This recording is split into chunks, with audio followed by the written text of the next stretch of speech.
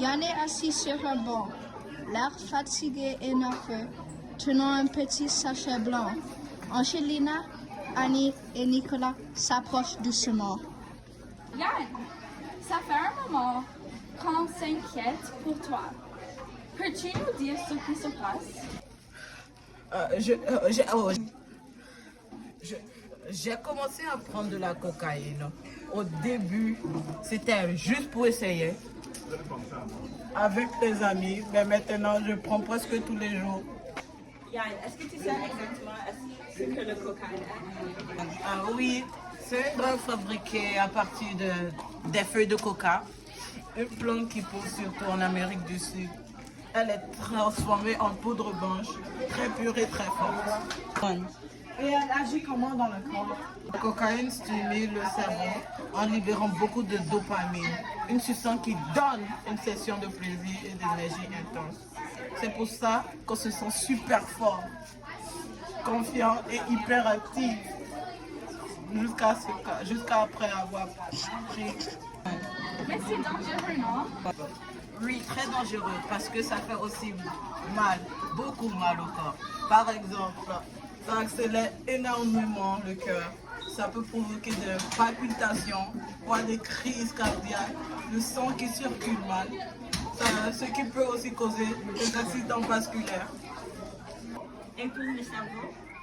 Le cerveau est bombardé par la drogue. Il fonctionne mal. Avec le temps, ça peut causer de graves troubles, anxiété, dépression, hallucinations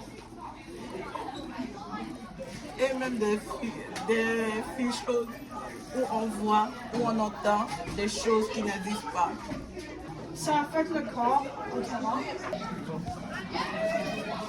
Oui, ça fait brûler la muqueuse du nez, surtout si on sniffe la poudre.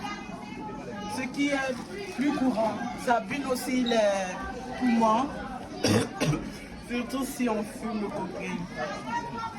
Et puis ça fatigue énormément, ça provoque des insomnies et ça donne souvent la faim.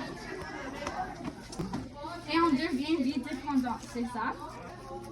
Oui, on devient très dépendant. C'est la pire. La dépendance, c'est quand ton corps et le cerveau ont vraiment besoin du cocaïne. C'est pour ça que c'est si difficile d'arrêter. Exactement. Même si tu as peur que ça te détruise, tu ne peux rien faire. Tu as besoin de ça pour vivre. La cocaïne est illégale. Hein? Et oui, mais je le prends quand même. Alors, pourquoi continuer si c'est si dangereux? C'est compliqué. J'en dépends. J'ai besoin de ça pour vivre. Ça m'aide à me calmer. As-tu pensé demander de l'aide? Non, je n'ai pas essayé à demander de l'aide. Mais j'ai essayé d'arrêter tout seul. Tu n'es pas seul.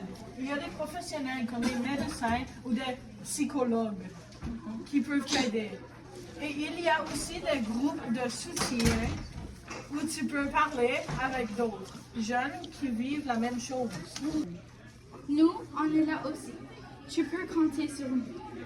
Oui, merci. J'ai peur, mais je vais essayer.